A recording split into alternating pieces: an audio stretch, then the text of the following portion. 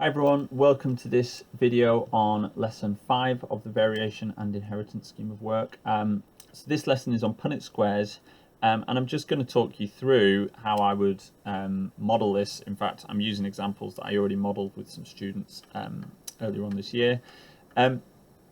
One thing that the eagle-eyed among you will spot straight away is that I've used this GCSE language of recessive allele and dominant allele here. So this I actually taught this to a year 10 group, but I used the exact same resources as in the exact same examples, because those examples are really good examples to use for any level.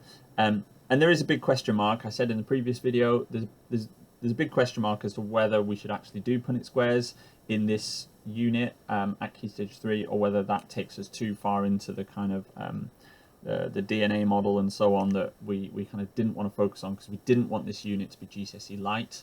So anyway, it's up to you whether to teach this, if you wish to teach this, and it is a nice lesson. Students will enjoy doing it, and I do think it will help them make sense of the Mendel story that we covered in the previous lesson.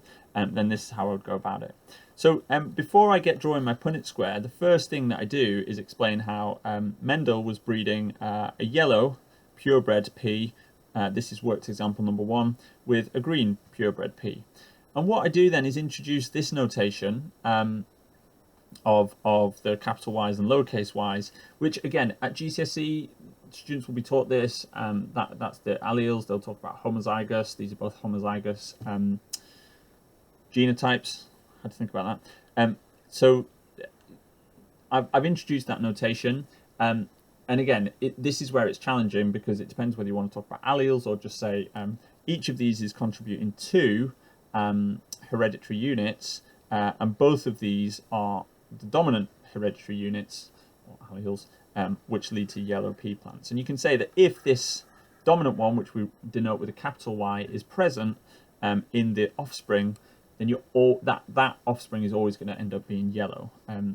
Whereas this one is recessive, so if you only get green pea plants if both parents contribute a recessive hereditary unit. Anyway, the first thing to do though, before I draw any of this, just draw them. I mean, something as simple as this, to say I'm breeding these two together, because then you can map this onto the Punnett square and say, okay, down here I'm going to look at my first parent, and that was a yellow pea plant. I've not shaded this in yellow, but hopefully that's clear enough. That was a yellow pea plant. So in these two squares of my Punnett square, or in these two parts, I'm going to put a capital Y and a capital Y, because this is a purebred yellow plant. Whereas in this one, so this is my second parent, I'm always going to put the second parent up here, so that you're modeling the thought process that students are going to use to do further examples here. So this is Y, Y. I'm going to put the Y there and the Y there. And then all we need to do is just take one hereditary unit from each parent. So I'm going to take one from this one and one from that one. So that would go into there. This is one possibility of the hereditary units that the offspring are going to inherit.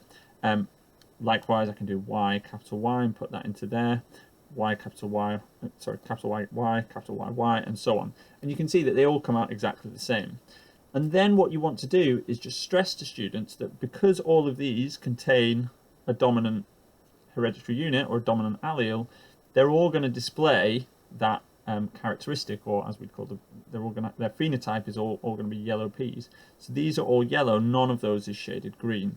And then what I can do is just map this into, say, so what I would expect from this is 100% of my offspring are going to be yellow and 0% are going to be green.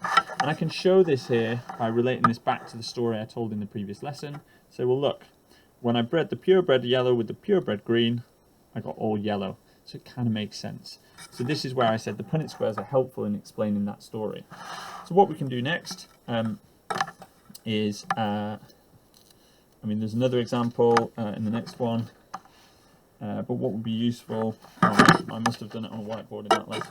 But anyway, you can carry on and model some further examples. So this one would be one of the offspring with a purebred green, and what you're going to end up with is, yeah, you can go through this process, and what you're going to end up with is a full Punnett square, and then you can come up with some probabilities at the side like that. So that's how I would model this to students, and I would build it up step by step.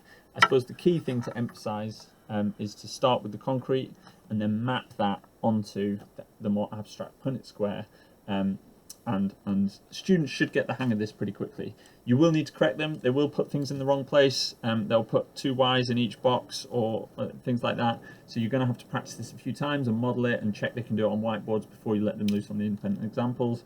But once they get the hang of this, this tends to be a lesson that they quite enjoy because yeah, it starts to make sense.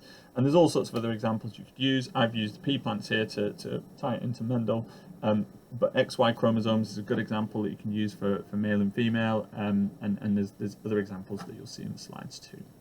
In the next lesson, we'll be looking at variation.